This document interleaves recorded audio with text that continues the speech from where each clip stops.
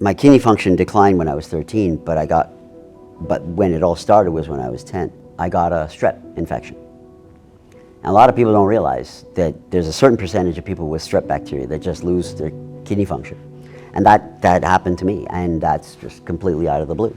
Being on dialysis when you are 13, it's not good at all. And when I look back at transplants, so I'll say my first one, I just look back and say it got me through high school. I had a normal, teenage years, and then sort of the next one happened right around when I was in university.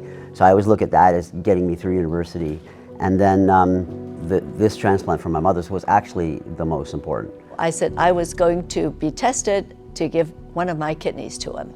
No hesitation, not at all, because I did offer at the very beginning when he was little, and I was told that they didn't want it.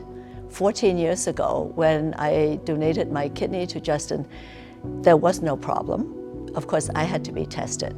In my mind, I was very positive that I would be a match, but then you don't know, right? Scientifically, you don't know.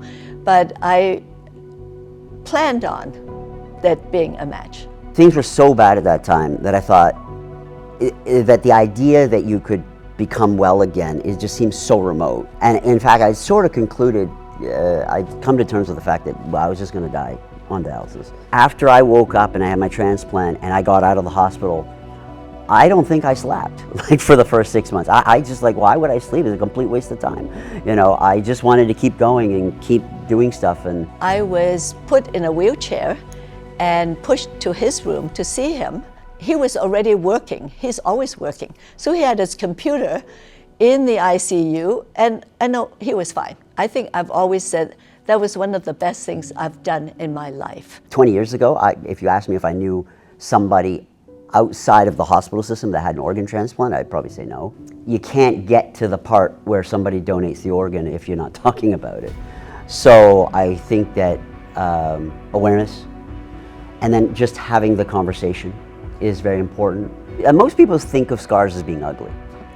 And actually as you mature and you get older, you don't see scars as being ugly. It's sort of, it tells the whole story of your life and who you are. But when I do look at them, I will sometimes recount, like in my own head, the story of my life. What happened when, and yeah, it's like your history. I would encourage people not only donating within families, but also to others as well. And I think the best proof is for people to see me today and say, oh my God, she is very active and she's very healthy and she only has one kidney. And if people just, all they have to do is look at me and say, hey, I can do that too. That transplant from my mother completely changed the trajectory of our whole family. You're going from being very sick to being very well. And yeah, I mean, how can you describe that feeling to anybody unless they actually go through it themselves, right?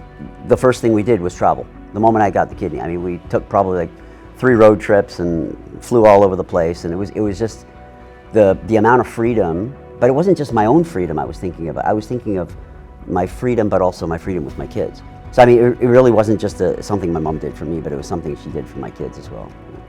It's the greatest gift of life that one can give.